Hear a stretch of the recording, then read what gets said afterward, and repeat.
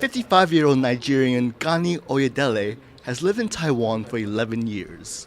He has a Taiwanese wife and 2 children. When he's not teaching English to students, he writes and directs his own plays. Back of this we're taking this to When Black American George Floyd was killed in May of 2020 during an arrest, it sparked protests across the United States against police brutality.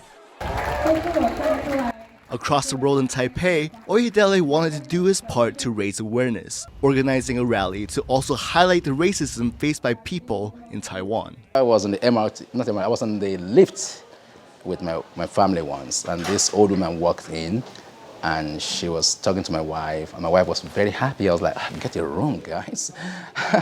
And then when she was about to leave, she said something, and my wife was all blue, sad, and I was like, what's wrong? She said, the woman said, it's a pity the boy is black, he's going to suffer.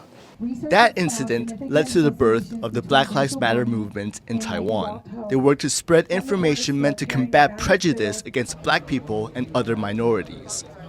And they're also fighting to bring attention to the issues of Taiwanese indigenous peoples and Southeast Asian migrant workers. Taiwan has a population of nearly 24 million people. 97% are Han, 600,000 people are indigenous, and 700,000 people are migrant workers, mostly from Southeast Asia, but only about 1,000 are of African descent. Bonnie Ling, a Taiwanese human rights activist, says racism in Taiwan comes in many forms and has often been overlooked. So there are examples, big and small, in Taiwan that if we're honest and really confronted like a mirror, with absolute clarity, then there is racism. There are also everyday examples that come up in conversations that just show that grain of prejudice. Among the cases highlighted by rights activists, last year, 16 Ugandan students were duped into coming to Taiwan to study, but then forced to work as cheap labor for local factories.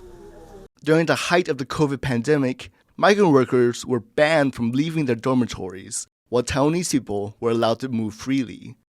And for 3 decades, the indigenous Tao people have been fighting to get the government to remove nuclear waste that's been dumped on their ancestral land.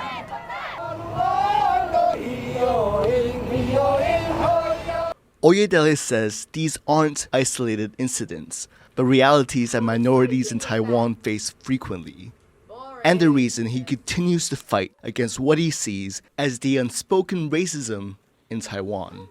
Eason, Chen, and Wang for TaiwanPlus.